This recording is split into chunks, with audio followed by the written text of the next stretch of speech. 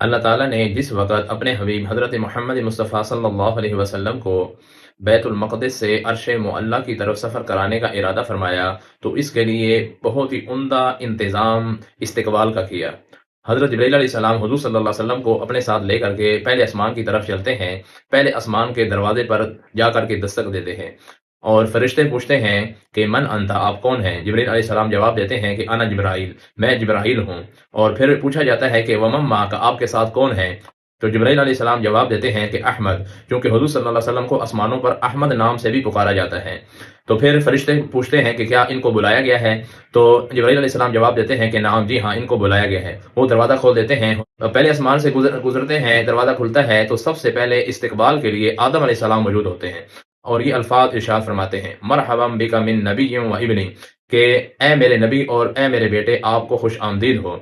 और फिर दुआ सलाम के बाद फिर सफ़र फरमाते हैं दूसरे आसमान की तरफ। जब दूसरे आसमान के करीब जाकर के पहुंचते हैं, जिब्रील अलैहिस्सलाम फिर दस्तक देते हैं दरवाजे पर और दरवाजे से पूछा जाता है कि आप कौन, आपके साथ कौन? जिब्रील अलैहिस्सलाम तारुफ करवाते हैं, हालांकि उनको पहले पता होता है, लेकिन कि हुजूर सल्लल्लाहु अलैहि वसल्लम की इज्जत और इकराम के लिए ये सब कुछ किया जा रहा होता है। और फिर पूछा जाता है क्या इनको बुलाया गया है, ताकि हुजूर सल्लल्लाहु अलैहि वसल्लम का दिल मुतमईन हो और आपके लिए सफ़र खुशगवार बने कि आपको अल्लाह ताला की तरफ से बुलाया गया है और तमाम फरिश्तों को इत्तला है। दरवाज़ा खोला जाता है, जब दूसरे आसमान का दरवाज़ा खुलता है तो ईसा अलैहिस्सलाम और यहया अलैहिस्सलाम दोनों आपका इस्तकबाल करते हैं और सलाम करते हैं और मरहबा कहते हैं। फिर उनसे मिलने के बाद तीसरे आसमान की तरफ पहुंचा जाता है, फिर दस्तक दी जाती है, दरवाज़ा खुलवाया जाता है।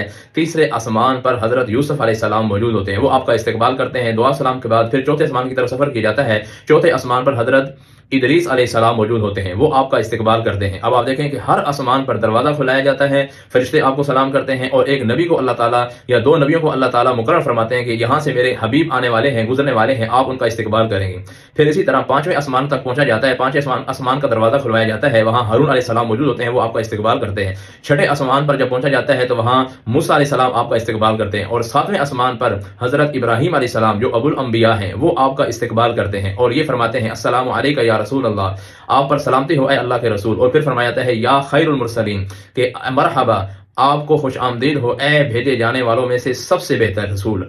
तो ये हुजूर सल्लल्लाहु अलैहि वसल्लम के लिए अल्लाह ताला की तरफ से हुस्ने इस्तकबाल था, यानी इस्तकबाल करने का हुस्न था, तरीका था। क्या उम्दा ही तरीका है अल्लाह ताला का अपने हबीब के लिए, अपने महबूब के लिए। और ये वो तरीका था कि जो जिस तरीके की बिना पर हुजूर सल्लल्लाहु अलैहि वसल्लम भी यही अमल फरमाते, अपने आने वालों का इस्तकबाल करते, अपने मेहमानों को इसी तरह दरवाजे पर या दरवाजे से बाहर निकल कर, मस्जिद नबवी से बाहर निकल कर उनको छोड़ने के लिए जाते। क्यों? कि मेहमान का हक है और अल्लाह ताला का मेहमान चूंकि सबसे बड़े मेहमान है, तो अल्लाह ताला ने भी अपने मेहमान का इस तरह इकराम और इस्तकबाल फरमाया है।